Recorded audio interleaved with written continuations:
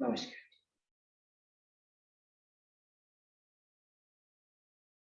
Sir, आपका mic.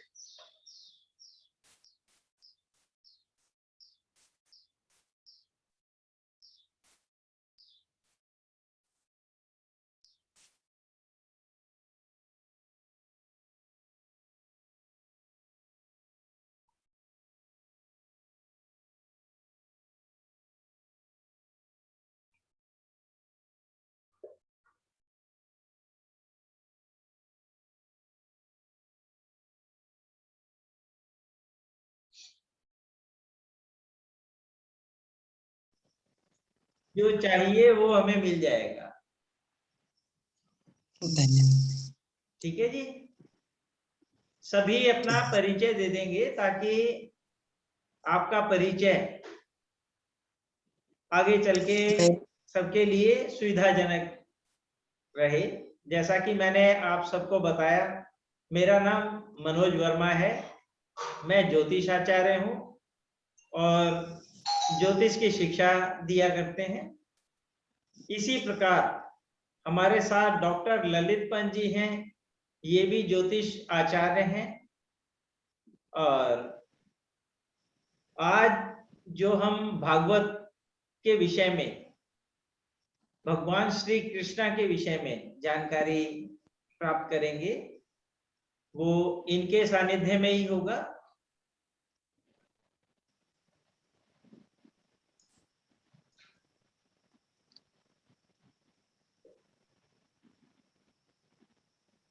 नमस्कार जी। शुरू कर दे जी। मित्रों, सुप्रभात। सबसे पहले भगवान कृष्ण को प्रणाम करें, उनका मनन करें, वचन करें। मनसा वाचा कर्मणा कहा है, तो उनकी हम बात करें। ओम नमो भगवते वासुदेवाय गोविंदाय हिताय च। वासुदेव जी को प्रणाम, उनके सुपुत्र जी को प्रणाम। गोविंदाय हिताय च, जो भगवान की भी रक्षा करने वाले हैं, या भगवान ने जिनको निमित्त अपने निमित्त भेजा है दूसरों की रक्षा के लिए, ऐसे श्री कृष्ण महाराज को प्रणाम है। नतमस्तक होके हम उनकी गाथाओं का गुणगान भी करेंगे, अर्चन भी करेंगे, अर्पण भी करेंगे, और आपको भी उसका सानिध्य मिलेगा। मित्रों, भगवत कथा, हम अधिक समय ना लेते सीधी टॉपिक पे बात करें। भगवत कथा बेसिकली क्या है, उसके बारे में हम डिटेल में बातें करेंगे। पूरे 12 स्कंदों के हम बखान गुणगान करेंगे संक्षिप्त रूप में, जितना समय हमारे को मिलेगा। उस स्टेज पे पहुंचने से पहले, उस कथा को आरंभ करने से पहले, यह जो भगवान श्री कृष्ण का जो संवाद है, उनकी जो शिक्षा दीक्षा है, वो चाहे कुरुक्षेत्र के मैदान की हो, अर्जुन को किसी भी समय उपदेश देना हो, बाकी पांडवों को गाइड करना हो, कौरवों को कैसे ट्रीट किया जाए उसको करना हो, यह सारी बातें, सारे तथ्य, यह सारी सीख श्रीमद् भगवत गीता में उद्धरित है, वर्णित है। तो पहले हम कुछ बातें भगवत गीता की कर लें।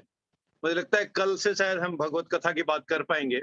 आज थोड़ी सी बातें गीता के बारे में। सभी विद्वानों को फिर से प्रणाम। आप बहुत सी बातें जानते हैं, हो सकता है जो हम बातें कहते हैं यहाँ पर शेयर करेंगे आपसे, जो तथ्य रखेंगे, उससे अधिक भी आपकी जानकारी हो, लेकिन एक क्रमबद्ध रूप से जो यह प्रोग्राम आज से शुरू करने का बीड़ा मेरे प्रिय मित्र मनोज वर्मा जी के द्वारा उठाया गया है, उनको साधुवाद। और सभी सज्जनों को जो इस समय जल्दी उठकर, ब्रह्म मुहूर्त ही अभी है, पूरा उजाला भी नहीं हुआ, जो भगवान श्री कृष्ण के नाम का स्मरण कर रहे हैं, सुन रहे हैं, मनन कर रहे हैं, उन पर इस पितृपक्ष में, क्योंकि पितृपक्ष की प्रतिपदा आज ही, आज से शुरुआत हुई है, उनके पितरों का भी, भगवान श्री कृष्ण भी किसी न किसी रूप में हम सबके पितरों के रूप में ही है, उनका आशीर्वाद ही है, उनका भी आशीर्वाद हो, इसी कामना के साथ हम शुरू करते हैं बात। चलिए, क्या भगवत कथा है, भगवत गीता क्या है? भगवत गीता की जब हम बात करते हैं, एक श्लोक आता है, कर्मण्येवाधिकारस्ते मा फलेषु कदाचन मा कर्म फल हेतुर्भूमो ते संगोत्सव कर्मणि। भगवान श्री कृष्ण कहते हैं, जब हम उद्धृत करते हैं, वो अनायास ही, क्योंकि अधिकतर उन्होंने बातें, मैक्सिमम गाइडेंस उन्होंने अपने प्रिय शिष्य अर्जुन को ही दी थी। तब वो कहते हैं, कर्म करने में तेरा अधिकार है हे अर्जुन, उसके फलों में नहीं। तुम कर्म करो और फल की चिंता मत करो, क्योंकि जैसे कर्म करेगा वैसे फल देगा भगवान। कर्म में तो आपका अधिकार है, तो कर्म के फल तो मिलने ही है। जैसे कर्म है, सत्कर्म है, दुष्कर्म है, वो अकॉर्डिंगली मिलता है। लेकिन इस कलयुग में कभी कभी ऐसा भी होता है कि सत्कर्मी को कुछ गिलानी मिल जाए, कुछ कठिनाई मिल जाए, कुछ परेशानी मिल जाए, और दुष्कर्मी कभी कभी कुछ अधिक या जो ड्यू नहीं है उसको पा जाए। लेकिन उसके बावजूद भी मित्रों, अल्टीमेटली न्याय तो होता है। भगवान के घर देर है अंधेर नहीं। इसलिए हम अपने कर्म को तो करते जाएं, सुकर्मों को तो करते जाएं, दुष्कर्मों को, कुमार्ग में चलने वाले तथ्यों को यथासंभव छोड़ें। इसलिए हम कर्म करें, और जब कर्म करेंगे फल तो उसका मिलेगा। और इसलिए कहा है, हे अर्जुन, तू फल की तरफ आसक्त मत हो, फल की तरफ लालायत मत हो। यह शुरुआत गीता की। अब क्या गीता है? होली गीता का है, पवित्र गीता। हमारे देश में भी जब हम कोर्ट कचहरी में जाते हैं तो गीता में शपथ ली जाती कि मैं जो बोलूंगा सच बोलूंगा, सच के सिवा कुछ नहीं बोलूंगा। इस तरह की शपथ दी जाती। और उस शपथ का मतलब क्या है? गीता में सत्यता है, गीता में तथ्यों को, बातों को, शब्दों को जांचा परखा गया है। उन बातों को बताया गया है जिससे राह मार्ग सुगम हो, और वह सुगमता आपके अपने के लिए, भले के लिए, दूसरे के लिए कल्याणकारी। और इसलिए गीता जो है एक मानव मात्र का धर्म ग्रंथ है। ये केवल हिंदुओं का धर्म ग्रंथ नहीं है, मानव मात्र में, पूरी दुनिया में, सृष्टि में जितने भी इंसान हैं, सबके लिए यह पवित्र ही है। इसमें कुछ न कुछ शिक्षा है, क्योंकि गीता बेसिकली क्या है? कर्म फल है, कर्म सिद्धांत है। आपने कर्म सिद्धांत देखना है, पढ़ना है, तो गीता से बढ़कर दूसरा ग्रंथ कहाँ है? हर स्टेज में उसके फलों को बताया गया। और गीता एक ऐसा पवित्रता लिए हुए मटेरियल है, ग्रंथ है, जिसमें किसी भी पंथ हो, मजहब हो, जाति हो, संप्रदाय हो, उस पर कटाक्ष नहीं किया गया है, उसकी निंदा नहीं की गई। ऐसा ग्रंथ है पवित्र ग्रंथ गीता। फिर क्या किया गया? केवल और केवल मानव मात्र की, मनुष्य मात्र की उन्नति कैसे हो, कल्याण कैसे हो, सुमार्ग उसको कैसे प्राप्त हो, उसी का बखान किया गया है, उसी की शिक्षा दीक्षा दी गई। जब ऐसी शिक्षा दी गई है, सबके कल्याण की कामना करके शिक्षा दीक्षा दी गई है, तब क्या होगा? उससे अच्छा ग्रंथ और क्या मिले? अर्थात गलत मार्ग से भी भटकेगा, सुमार्ग की तरफ ही पथ अग्रसर होगा, उसी पथ पर अग्रसर होगा। और एक बात और गीता के बारे में है मोदी, कि सारे शास्त्रों का, सारे विधानों का जो सारांश है, मूल विधा कुछ भी हो, उसके मूल में जो तत्व है वह ब्रीफ में अल्टीमेटली गीता ही, क्योंकि भक्ति ज्ञान, ज्ञान योग, धर्म योग, कर्म योग, निष्कामता, ये सारी चीजें, सारा मटेरियल, सारे तथ्य, सारी बातें गीता में भरपूर है, कूट कूट कर भरे हुए जिसको कहते हैं, वही चीज गीता में है। और यही केवल एक ग्रंथ ऐसा है, बाकी ग्रंथों के अलावा में तो ये बातें नहीं है। गीता ही केवल एक ऐसा ग्रंथ है जिसकी जयंती भी मनाई जाती है। पूरे विश्व में केवल एक ही ऐसा ग्रंथ है जिसकी जयंती भी मनाई जाती है। अब थोड़ी सी और बातें गीता की हम करें। श्रीमद् भगवत गीता वैसे तो हिंदुओं के पवित्रतम ग्रंथों में से एक है, लेकिन अभी हमने बात की ये हिंदुओं के लिए ही नहीं है, ये किसी भी जाति, वर्ण, धर्म, संप्रदाय, सबको किसी न किसी रूप में फल देने वाला है, सुमार्ग दिखाने वाला है। और जब महाभारत में युद्ध हुआ था, कुरुक्षेत्र के मैदान में गीता का संदेश अर्जुन को जब भगवान श्री कृष्ण ने सुनाया था, और तब वह संदेश क्या है, जो एक उपनिषद है, जिस भीष्म पर्व जिसको कहते हैं, उस भीष्म पर्व में दिया हुआ उपदेश गीता है। अब कंपैरिजन की बात करते हैं, लोग कहते हैं कभी कभी कि इसमें भी ये कुछ है, उसमें भी ये कुछ है, लेकिन मित्रों सच बात तो यही है, भगवत गीता ऐसा पवित्रता लिए धारण किए हुए है, इतनी बुद्धि उसमें है, इतना विवेक उसमें है, इतना ज्ञान, इतना विज्ञान उसमें है कि किसी भी ग्रंथ से उसकी तुलना नहीं की जा सकती, अर्थात it can not be compared, it is incomparable. ऐसे ग्रंथ गीता, और केवल गीता ही ऐसा धर्मशास्त्र है, ऐसा धर्मशास्त्र है जिसमें मानव जीवन, मानवता और विश्व की सारी समस्याओं का समाधान भी है। जैसे कर्म करेगा वैसे फल देगा भगवान, शुरुआत यही तो की थी भाई, सारी समस्याओं का समाधान है। अब आपको क्या करना, तेज भागो लेकिन ठोकर ना लगे, उससे बच के चलो।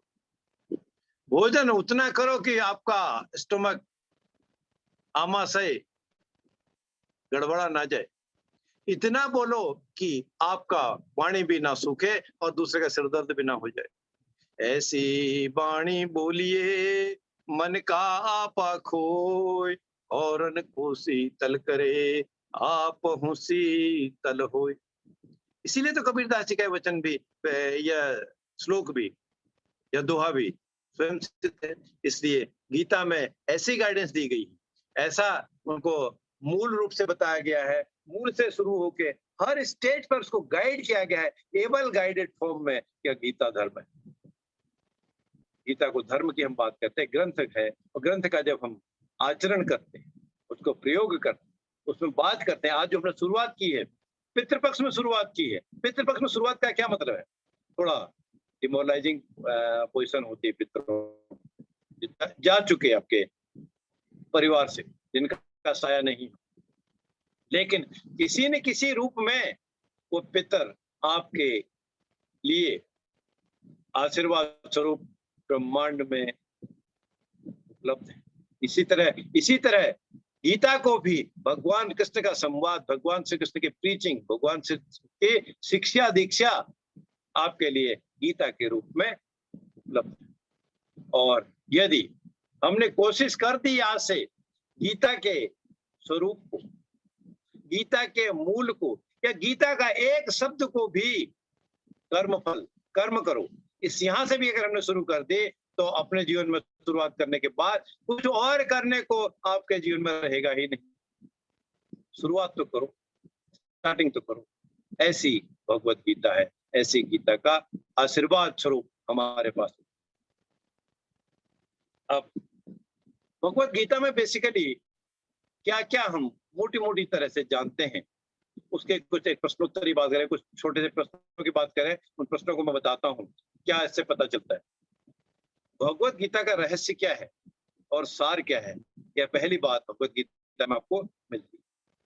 भगवान कृष्ण के विराट दर्शन या विश्व दर्शन के समय अर्जुन को कैसा लगा था, कैसा उन्होंने अनुभव किया था, और ये विराट स्वरूप क्या है, दूसरी बात पता चलती है भगवत गीता के। और तीसरी बात, श्री कृष्ण भगवान श्री कृष्ण ने निष्काम कर्म का क्या अर्थ बताया, वही तो शुरुआत की थी, कर्मण्येवाधिकारस्ते मा फलेषु कदाचन, अर्थात निष्काम भाव से, निस्वार्थ भाव से कर्म आप करते जाओ तो उसका फल आपको अवश्य मिलेगा, जैसे कर्म करेगा वैसे फल देगा भगवान। तीसरी बात। और चौथी बात गीता के अध्ययन से मिलते हैं, ब्रह्म ब्रह्मांड का संबंध और का वास्तविक अर्थ क्या है और सच्ची भक्ति क्या है। मीरा भी भगवान श्री कृष्ण के प्रेम में पागल, उन्होंने भी भक्ति की, अल्टीमेटली मीरा को भी भगवान का सानिध्य मिला, खाटू श्याम जी को भी सानिध्य मिला। ऐसे अनेकों विवरण हैं, अनेकों बातें हैं जो गीता से पता चलती। पांचवी बात, भगवान श्री कृष्ण बताते हैं प्रकृति के 3 गुण कौन से, 3 गुणों का पता चलता है।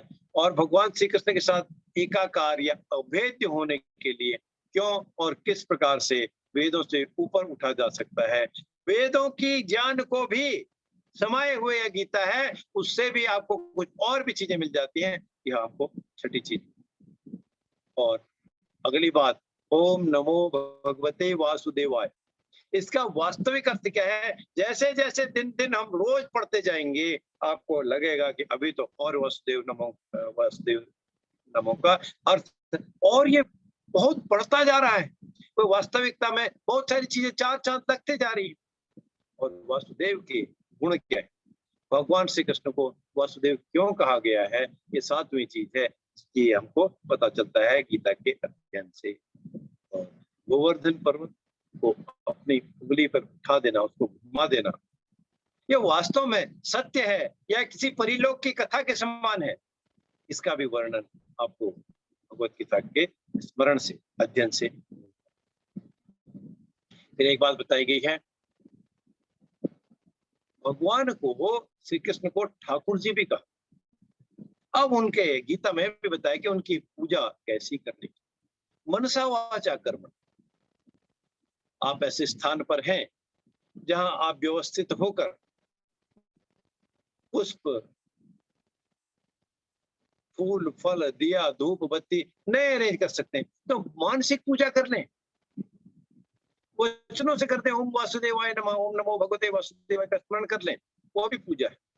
और यह वास्तव में उनके स्थल पर जाकर, मंदिर में जाकर, जो भी आपको स्थल मिलता है वहां पर जाकर आप पूजन करें, किसी भी तरह की पूजा भक्ति कर सकते हैं। इसका भी विस्तृत वर्णन इस समय।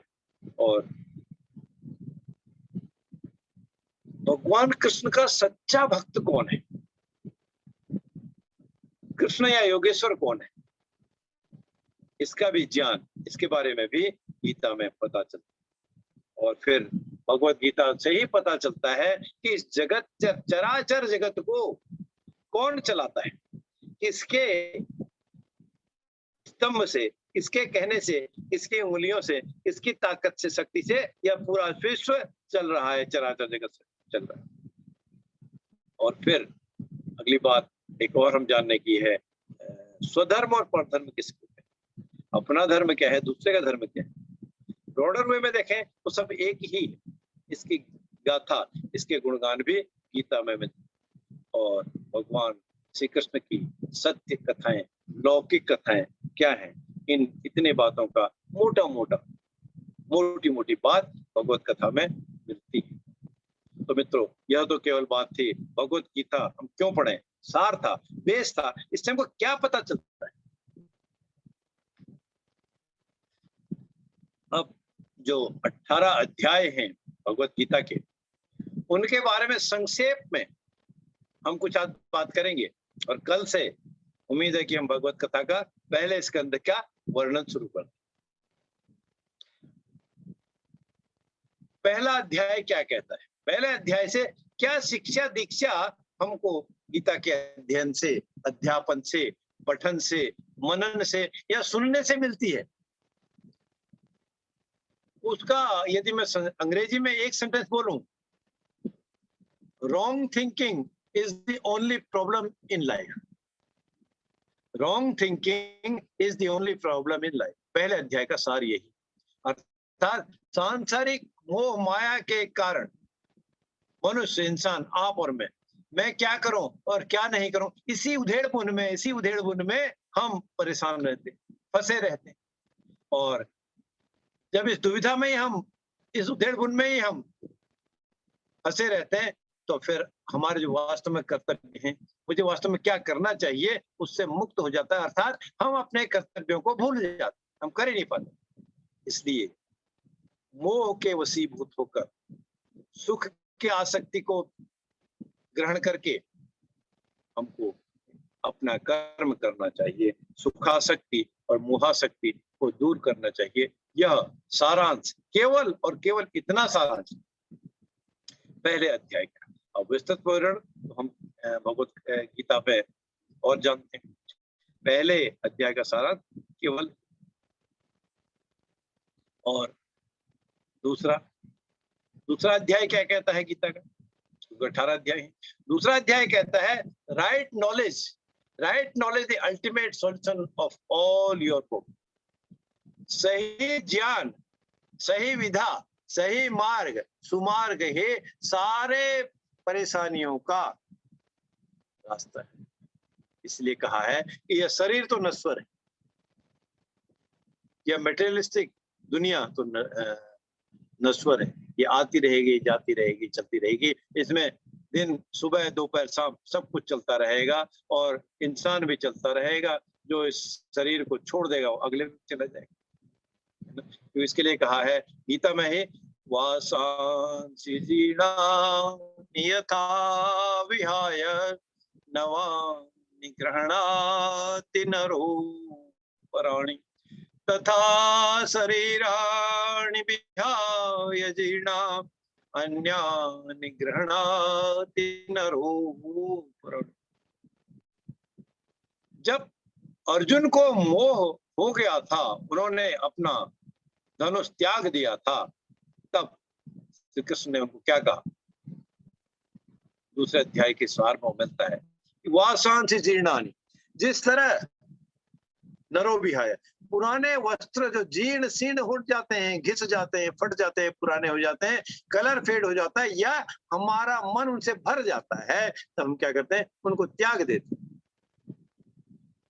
और त्यागने के बाद क्या करते हैं? फिर हम नए वस्त्रों को, नूतन वस्त्रों को धारण करते हैं। हमारे पास हो तो हम उनको लेते हैं, नहीं तो हम और व्यवस्था करके फिर उनको लेते हैं और पहनते हैं। इसी तरह जब यह देह पुराना हो जाता है, या इस देह का समय पूरा हो जाता है, बॉडी का समय पूरा हो जाता है, तब आत्मा भी निकल जाती है इसको छोड़कर, देह को छोड़कर, और किसी दूसरे शरीर में प्रवेश कर जाती है। इसलिए कि आत्मा तो अजर और अमर है।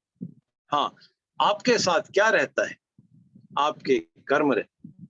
जैसे कर्म किए हैं वैसे ही मार्ग भी मिलता है, वैसे ही फल भी मिलता है, वैसे ही गाइडेंस मिलता है। विवेकतापूर्ण तथ्यों से बात करना, विवेकी कर्म करना, जो अविनाशी शरीर वैसा हमको प्राप्त होता है। अर्थात शरीर भी आपके जाने के बाद भी उसका गुणगान बखान होता रहे तो अविनाशी ही हो जाएगा। वर्षों तक, लंबे समय तक आपका नाम रहे याद, तो फिर क्या होगा? वो अविनाशी हो जाएगा, अर्थात चिरस्थायी हो जाएगा। तो इस नश्वर शरीर में, इस नश्वर शरीर से हम ऐसे कर्म करे जाए जिससे अपने दुख, चिंता, कष्ट, शोक तो मिट जाए, दूर हो जाए। साथ ही इससे गाइडेंस भी ऐसी मिले, एबल गाइडेंस मिले, ताकि दूसरों के लिए भी यह दिग पथ प्रदर्शक हो, ना कि दिग्भ्रमित करने वाला हो। भ्रम की स्थिति दूर, सीधी सी बात। मित्र, जो तीसरा अध्याय है गीता का तीसरे अध्याय का सार अगर हम बात करते हैं, selflessness is the only way to progress and prosperity.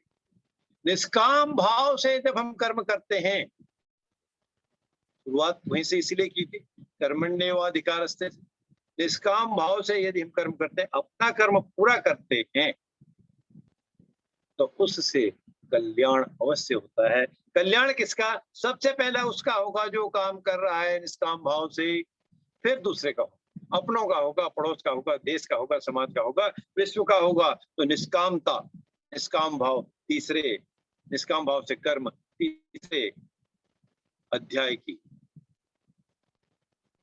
शिक्षा गीता में। चौथा अध्याय है कर्म बंधन। Every act can be an act of prayer. हम जो कुछ भी कर रहे हैं, जब भी कर रहे हैं, जिस समय भी करते हैं, उस समय भगवान को याद रख के हम कर्म करें। या जो भी हम काम कर रहे हैं उसमें, उस कर्म में भी, सुकर्म में भी, दुष्कर्म में भी, कुकर्म में भी किसी न किसी रूप में भगवान का दृष्टि आपके पास है। इसलिए कर्म बंधन को मत छोड़ो। जो आपको असाइंड है उसको जरूर करो। और उसे छूटने का क्या उपाय? बहुत कर लिया, अब थोड़ा सा विमुक्ति हो जाए, थोड़ा सा कम में जाए, तो उसके लिए निस्वार्थ भाव से कर्म करो। निस्वार्थ भाव से कर्म करने से तत्व ज्ञान होता है और कर्म बंधन भी, उनके कर्म बंधनों के ऋणों से भी या ऋणानुबंधन से भी उसको मुक्ति मिलती है। 5वां अध्याय क्या कहता है? Renounce the ego of individuality and rejoice the bliss of infinity. मनुष्य को अनुकूल स्थिति हो, प्रतिकूल स्थिति हो, दुखी नहीं हो, क्योंकि इनसे दुखी होने पर, इनसे दुखी होने से मनुष्य संसार में ऊंचा उठकर परम आनंद प्राप्त नहीं कर सकता। इसीलिए कहा है सुख दुख के समय कृत्वा लाभा लाभो जयाजयो।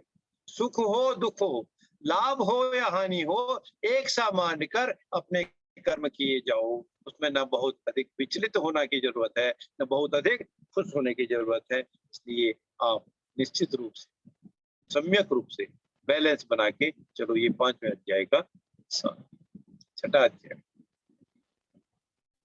Connect to higher consciousness daily.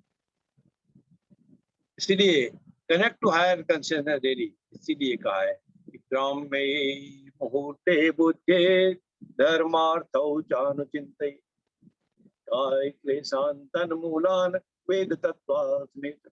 ये कहा है कि सवेरे उठकर, प्रातः काल उठकर सबसे पहले आप अपने हथेली के कर के दर्शन करें, क्योंकि इस हथेली में ही कराग्रे वसते लक्ष्मी, आगे के भाग में हाथ के माता लक्ष्मी का निवास है। कर मध्य च सरस्वती, बीच का हिस्सा जो हथेली का है इसमें सरस्वती माँ का निवास है। कर मूले स्थितो ब्रह्मा, इस जहाँ पर हथेली मूर्ति अलग होती है, यहाँ पर ब्रह्मा जी का निवास है। लक्ष्मी, सरस्वती और ब्रह्मा जी का निवास है।